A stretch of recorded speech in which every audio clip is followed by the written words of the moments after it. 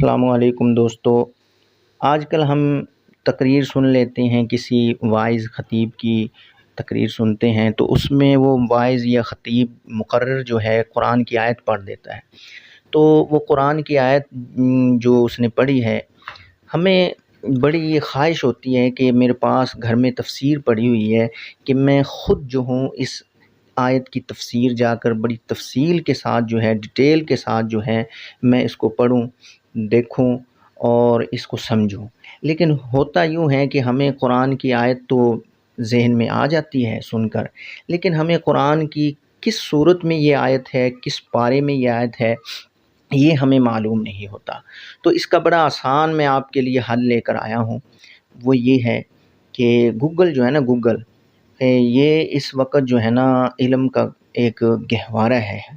اس کو دینی استعمال میں اگر لگائیں آپ کو وہ ہنرمندیاں اور وہ علم کی باتیں اس میں سے ملتی ہیں کہ آپ سوچ بھی نہیں سکتے، اور موبائل ہی سے آپ یہ سب چیزیں سیکھ سکتے ہو۔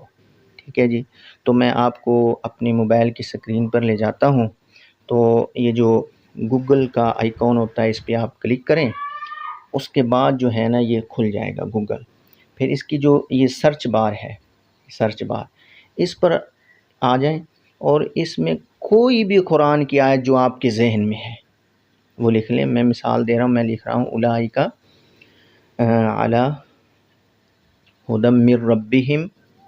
ٹھیک ہے جی، کوئی بھی قرآن کی آیت جو ہے نا، آپ گوگل پہ آئیں اور اس کے سرچ بار میں لکھ دیں، اور اس کو آپ لکھنے کے بعد کلک کریں تو اس آیت کے مطابق جو ہے نا یہ ویب سائٹ آ جائے گی۔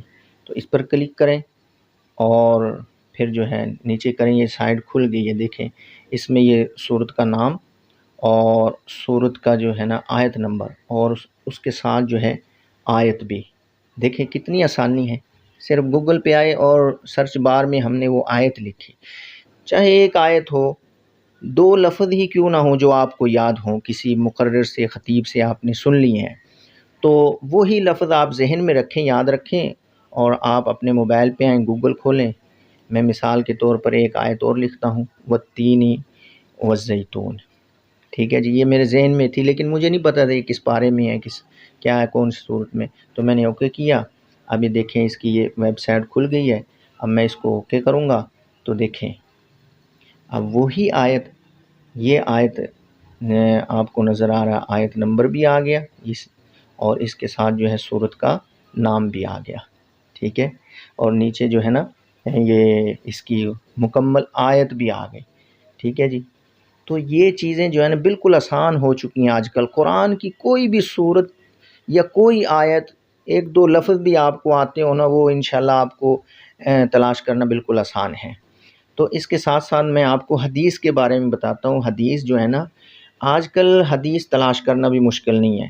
آپ کو بس پتہ ہو کہ خطیب نے، وائز نے یا کوئی مقرر ہے اس نے بخاری یا مسلم، داؤد، نسائی، اب دیکھیں میں آپ کو لکھ کے دکھاتا ہوں، بخاری حدیث نمبر 5، یہ حدیث نمبر 5 یہ میں نے لکھ دیا۔ اب دیکھیں اس کو اوکے کیا، اب صحیح بخاری حدیث نمبر 5 جو ہے نا وہ آ گئی ہے۔ دیکھیں عربی بھی اس کی آ چکی ہے، یہ دیکھیں کتنا آسان ہے، اور اس کے ساتھ نیچے ترجمہ بھی آ چکا ہے۔ یعنی حدیث جو ہے نا انٹرنیشنل نمبر آپ کو یاد ہونا چاہیے۔ کسی سے بھی آپ مانگے نا تو آپ اس سے انٹرنیشنل نمبر مانگا کریں۔ ٹھیک ہے جی، یہ آپ کو انفارمیشن میں نے دی ہے، تو لائک کر دیں، سبسکرائب کر دیں، اس سے نہ آپ کے پیسے لگیں گے اور نہ آپ کا ڈیٹا خرچ ہوگا، ہمارا فائدہ ہو جائے گا، اور دوسروں کو بھی اس بات کو شیئر کر دیں تاکہ ہر مسلمان کے پاس جو ہے نا یہ چیز پہنچے اور ان کے لیے آسانی ہو۔ کتنی آسان ہے قرآن کی آیت تلاش کرنا، حدیث تلاش کرنا۔